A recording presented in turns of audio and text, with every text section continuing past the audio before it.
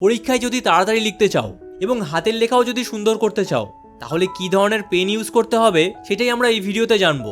এছাড়া ভিডিও শেষে তোমাদের এমন কিছু পেনের নাম বলবো যেই পেন দিয়ে লিখলে পরীক্ষায় অনেক তাড়াতাড়ি লিখতে পারবে। জেগে ওঠো চ্যানেলে তোমাদের সবাইকে স্বাগত। আমরা সাধারণত দু ধরনের পেন ইউজ করি, একটা হলো বল পয়েন্ট আর দ্বিতীয়টা হলো জেল পেন। এছাড়া অনেকে রোলার পেনও ইউজ করে। তবে যেই ধরনেরই পেন ইউজ করো তার মধ্যে কয়েকটা জিনিস অবশ্যই লক্ষ্য রাখতে হবে। নাম্বার 1, পেনটায় ধরার যে জায়গা রয়েছে সেটা অতিরিক্ত মোটা যাতে না হয়, না হলে বেশিক্ষণ লিখতে পারবে না।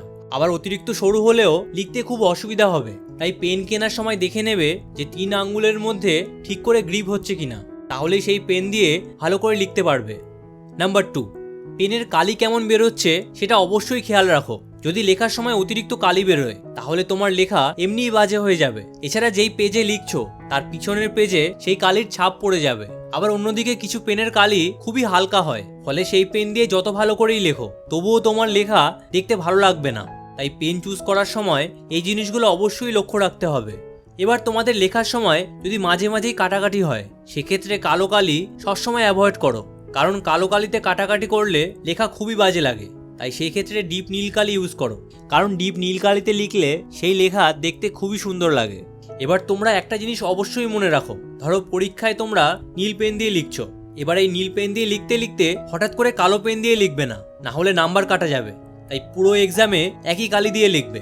শুধু পয়েন্ট লেখার ক্ষেত্রে অন্য কালি ইউজ করতে পারো, তবে বাই চান্স পেনের কালি শেষ হয়ে গেলে সেই ক্ষেত্রে অন্য কালি দিয়ে লেখার সময় এই কথাটা উল্লেখ করে দেবে যে তোমার পেনের কালি শেষ হওয়ায় অন্য পেন ইউজ করছো।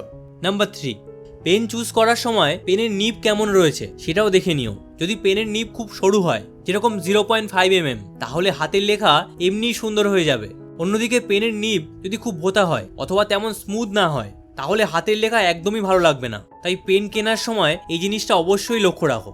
এবার তোমাদের ধরো এত কিছু দেখার সময় নেই, সেই ক্ষেত্রে ভিডিও শেষে বেশ কিছু পেনের নাম বলবো যেগুলো দিয়ে পরীক্ষায় লিখলে অনেক তাড়াতাড়ি লিখতে পারবে, তাই সেটা ভুলেও মিস করো না। তবে অনেক স্টুডেন্ট কি ভুল করে, তারা যে কোনো একটা পেন কিনে নিয়ে পরীক্ষা দিতে চলে যায়, ফলে পরীক্ষায় তাদের লিখতে অনেক অসুবিধা হয়, কারণ বেশ কিছু পেন সেট হতে একটু টাইম লাগে। এছাড়া সেই পেন দিয়ে আদৌ তাড়াতাড়ি লেখা যায় কিনা সেসব তারা কিছুই জানে না। তাই তোমরা এরকম ভুল কখনোই করো না। দেখো, যুদ্ধে জয়ী হতে গেলে যেরকম সঠিক অস্ত্রের দরকার, সেই রকমই পরীক্ষায় ভালো রেজাল্ট করতে হলে সঠিক পেনের অবশ্যই দরকার। তাই তোমাদের 10টা পেনের নাম বলবো, যার মধ্যে থেকে তোমরা যে কোনো পেন চুজ করতে পারো। Number 1, Reynolds smooth mate. Number 2, yellow flair pen. Number 3, butterflow Cello pen. Number 4, Pentonic pen. Number 5, ocean jail.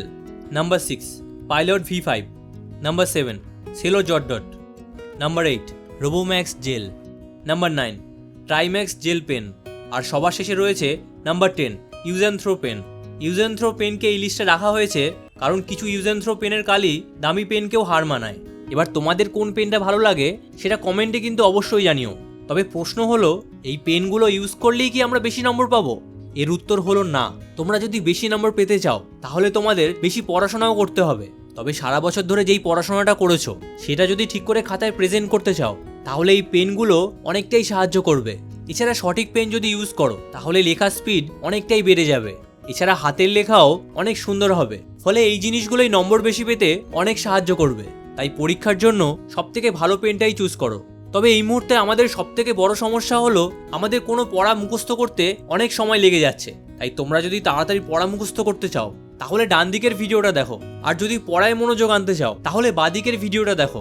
তাহলে তোমাদের সাথে ওই ভিডিওতেই দেখা হচ্ছে। ভিডিওটা ভালো লাগলে চ্যানেলটা অবশ্যই সাবস্ক্রাইব করো।